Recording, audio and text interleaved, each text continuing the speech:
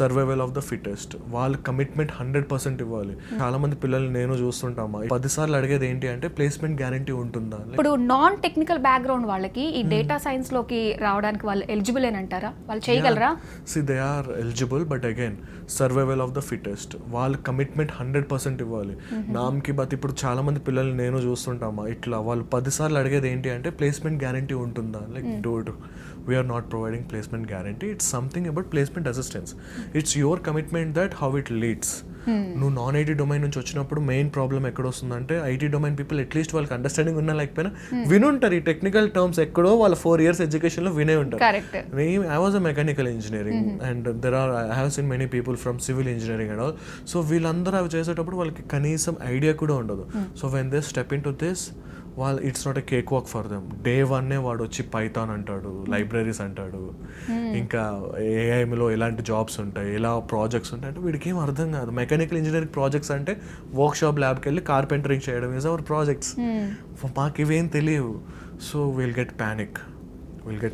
అసలు ఎలా జరుగుద్ది, సర్వైవ్ అవ్వలేము, 1 month 2 months అవుతుంది, మాకేం అర్థం కాదు, రిజల్ట్స్ రావు. దెన్ వెంటనే ప్రెషర్ పడిపోతుంది. We have made a certain amount paid here, ఎలా ఏం చేయడం, ఆ ప్రెషర్కి లోనే సర్వైవ్ అవ్వలేరు. So what here I suggest you was instead of getting panic, practice 100 times more. నాకు ఇదే లాస్ట్ రైడ్ 22 years ఆఫ్ లైఫ్లో I entered into a phase that do or die అనే ఫేజ్కి వచ్చేసాను. ఇంకా నాకు వేరే ఆప్షన్స్ లేవు, ఇక్కడే నేను సర్వైవ్ అవ్వాలి. ఎందుకంటే కాలేజ్ 4 years ఎడ్యుకేషన్లో నువ్వు చేయలేకపోయింది, ఇక్కడ 1 year ఎడ్యుకేషన్లో నువ్వు చేయాలనుకుంటున్నావు అంటే you need to SIT and learn. నీకు వేరే ఆప్షన్ లేదు. అండ్ నీ చుట్టూ నీకు ప్రతిదీ ప్రాబ్లమే. ఎలా అంటే ఒక కంపెనీ, ఇప్పుడు ఫర్ ఎగ్జాంపుల్ నేనే ఇంటర్వ్యూ తీసుకుంటున్నాను, నా దగ్గర ఒక మెకానికల్ గాయ్ ఉన్నాడు, ఐటీ గాయ్ ఉన్నాడు. సో ఇద్దరు skill set wise and knowledge wise, explanation wise same ఉన్నారు. బట్ ఇఫ్ సంథింగ్ ఒక డెసిషన్ తీసుకోవాల్సి వస్తే నేను ఐటీ గైని ప్రిఫర్ చేస్తాను. నువ్వు చేయాల్సింది ఏంటి అంటే ఎట్టి పరిస్థితుల్లో కూడా ఐటీ గై నీ సరౌండింగ్స్లో కూడా స్కిల్ సెట్ మ్యాచ్ చేసేటట్టు ఉండదు. నువ్వు 100 times బెటర్ అవ్వు. Then there are companies that IT గైస్ని పక్కన పెట్టి mechanical engineering, civil engineering, MBA, chemical engineering, ఇట్లా చాలా చాలా డిఫరెంట్ అసలు ఐటీకి సంబంధం లేని పిల్లలు ప్లేస్ అయిన రోజులు ఉన్నాయి. And there will be a situation that you will be encountered with the rejections, failures and all. So it's individual responsibility. Stand తీసుకో, నీకోసం నువ్వు స్టాండ్ తీసుకో, then definitely things will fall in at one place and you are going to get it done. Chances ఉన్నాయంటే ప్రతి ఇండివిజువల్కి ఉన్నాయమ్మా. కానీ thing ఏంటంటే వాళ్ళు కూర్చొని చదువుకోవాలి.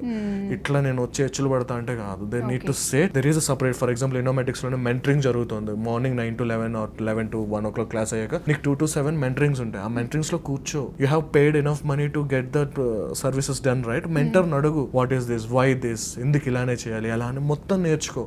And that is how things works. Okay, మన చేతుల్లో ఉంటుంది. మనము క్రాక్ చేయాలి అనుకున్నట్లయితే అది మనం కష్టపడాల్సిన దాని మీదే ఉంటుంది. Everything in the world happens if you are committed.